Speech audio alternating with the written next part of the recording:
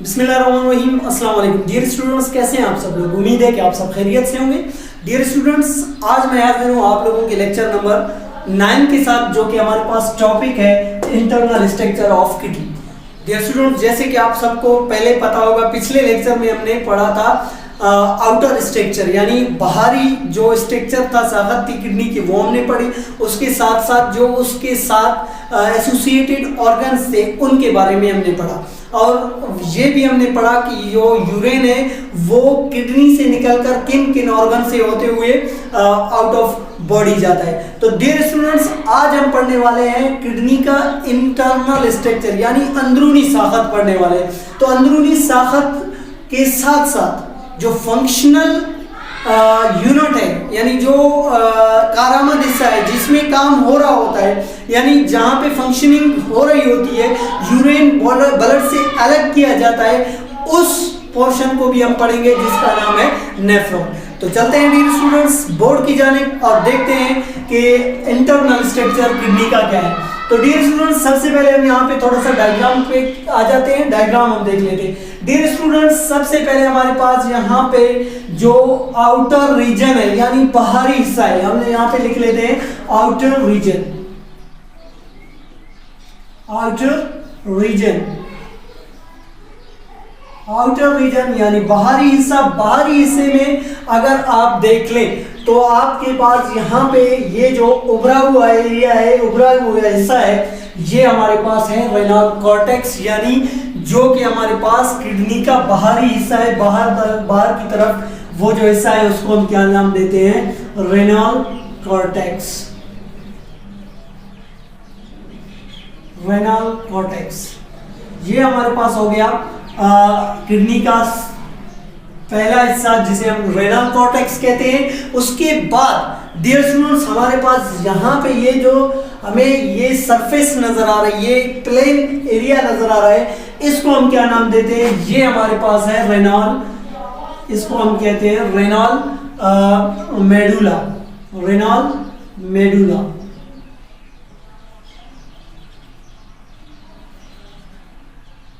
Renal medulla. और renal medulla के अंदर ही, रेनल मेडुला के अंदर हमारे पास कुछ ट्राइएंगल शेप यानी त्रिकोण शेप होते हैं, जिन्हें हम क्या नाम देंगे? Renal pyramids.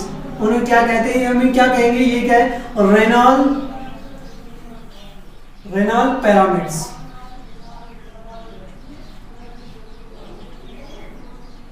रेनल पिरामिड्स हमारे पास होंगे। अभी देखें यहाँ पे रेनल कॉर्टेक्स क्या है? रेनल कॉर्टेक्स अब हम सिंपली कह सकते हैं the outer region. Outer region. उसके बाद जो हमारे पास सेकंड वन है उसे क्या कहते हैं हम? Renal medulla.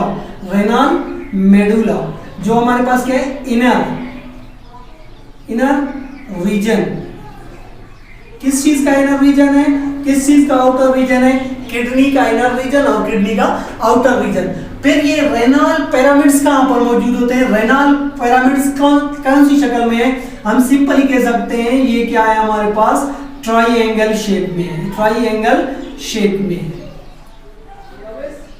शेप इनकी ट्राइएंगल शेप है। और ये कहां पर मौजूद होते हैं?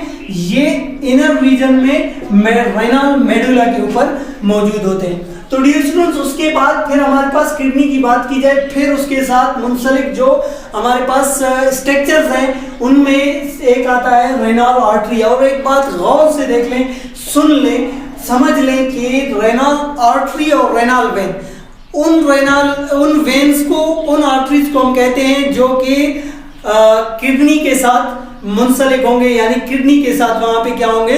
अटैच्ड होंगे। उनको हम हमेशा रेनल आर्टरी और रेनल वेन्स कहेंगे।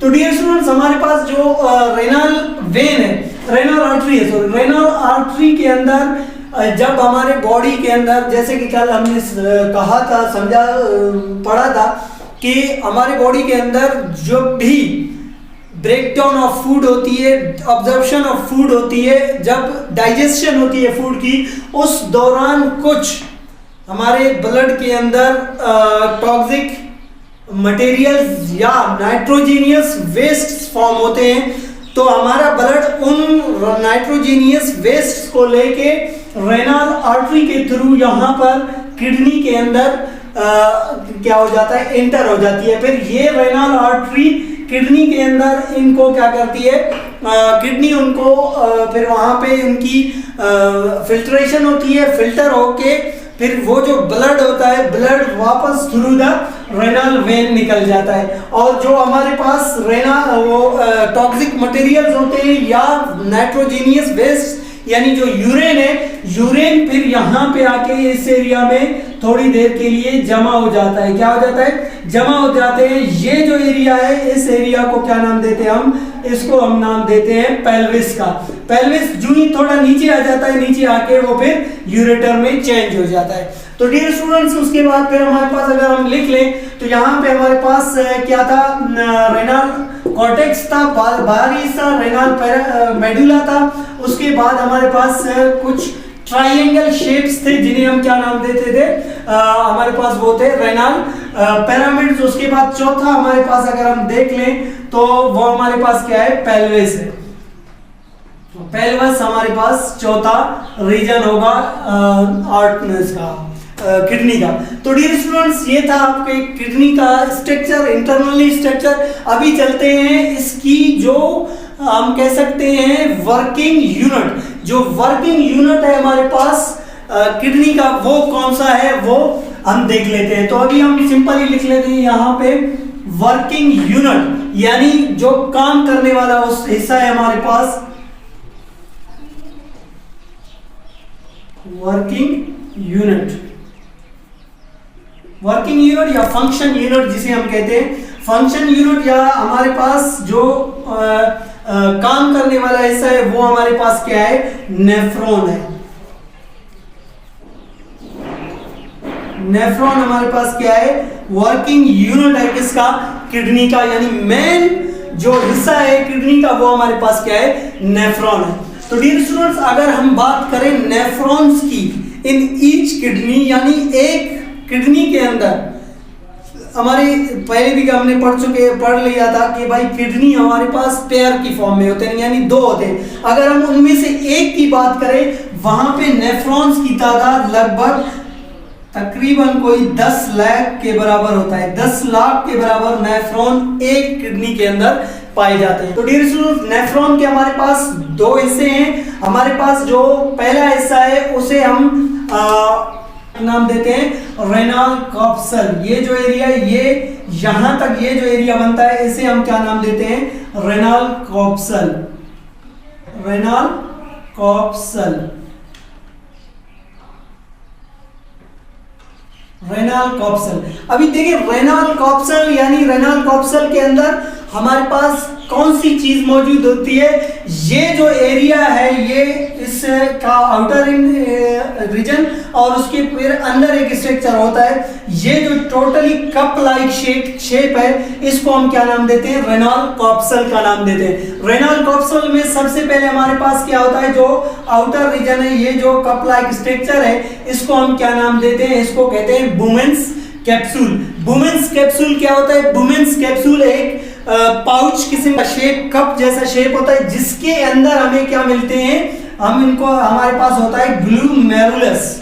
यानी ग्लूमेरुलस की बात करें, ग्लूमेरुलस होता क्या है और यहाँ पर कौन सी चीजें मौजूद होती हैं, किस स्ट्रक्चर से मिलकर बना है, ये हमारे पास होते हैं renal capillaries. Renal capillaries, renal capillaries का एक गुच्छा यानी उनका एक ग्रुप होता है, एक नेटवर्क होता है, वो उसको हम क्या कहते हैं, ग्लूमेरुलस। यानी ये जो हमारे पास ग्लूमेरुलस है वो क्या होता है, रेनल कैपिलरीज का एक गुच्छा यानी एक बंडल होता है हमारे पास। तो डियर स्टूडेंट्स, हम अगर इसकी स्ट्रक्चर देख लें उससे आगे, ये जो हमारे रेनल कॉप्सल का एरिया है हम यहाँ पे लिख सकते हैं, नेफ्रॉन के हमारे पास दो हिस्से हैं। फर्स्ट वन इज हमारे पास क्या है, रेनल कॉप्सल।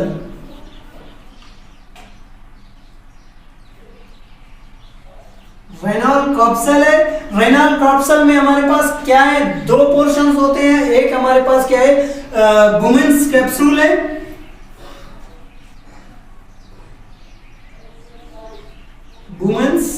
कैप्सूल, एंड सेकंड हमारे पास इसकी में क्या होगा, ग्लूमेरुलस होगा।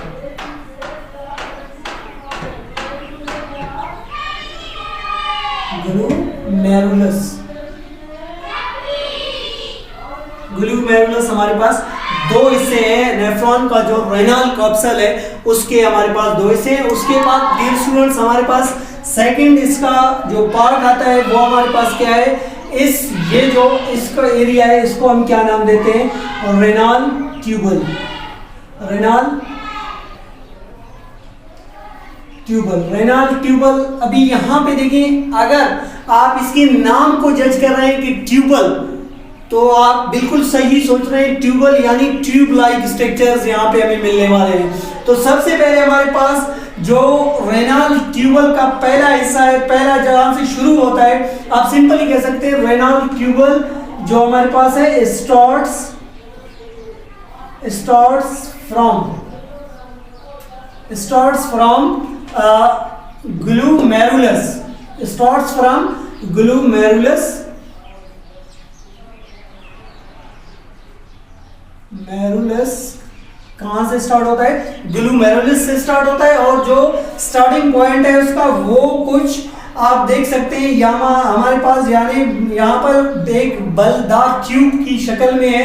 सबसे पहला स्ट्रक्चर है उसको हम क्या नाम देते हैं, इसको कहते हैं हमारे पास है ये प्रोक्सिमल ट्यूबल। इसको क्या कहते हैं हम, प्रोक्सिमल ट्यूबल। सबसे पहले हमारे पास क्या होगा यहाँ पे, प्रोक्सिमल ट्यूबल,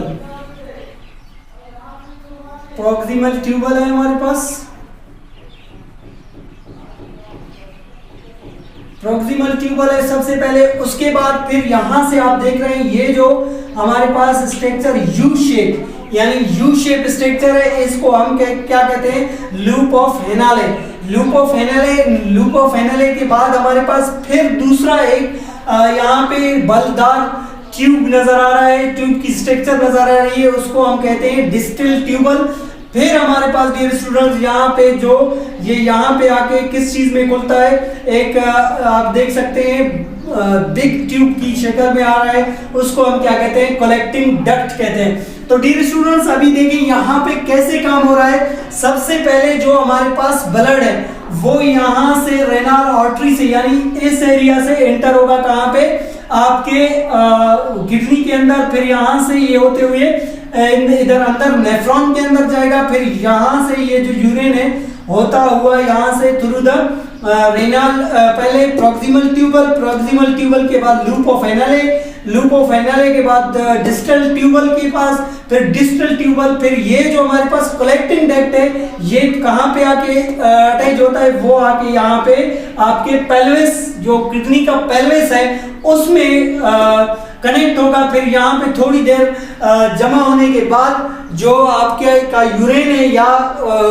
नाइट्रोजीनियस वेस्ट है वो क्या करेंगे, थ्रू द यूरेटर आपके यूरिनरी ब्लैडर में चले जाएंगे। फिर यूरिनरी ब्लैडर के बाद आपको वहां से एक ट्यूब की मदद से, जिसे हम यूरेथ्रा कहते थे, यूरेथ्रा के थ्रू क्या करेंगे, आपके बॉडी से बाहर निकल जाएंगे। तो डियर स्टूडेंट्स आज का हमारा लेक्चर यहीं तक था। जो हमारे पास था नेफ्रॉन, स्ट्रक्चर ऑफ नेफ्रॉन था हमारे पास, और उसके अलावा हमारे पास इंटरनल स्ट्रक्चर ऑफ किडनी था। तो डियर स्टूडेंट्स इसके हवाले से कोई भी अगर आपका सवाल हो और आप कमेंट सेक्शन में पूछ सकते हैं। तब तक के लिए अल्लाह हाफिज।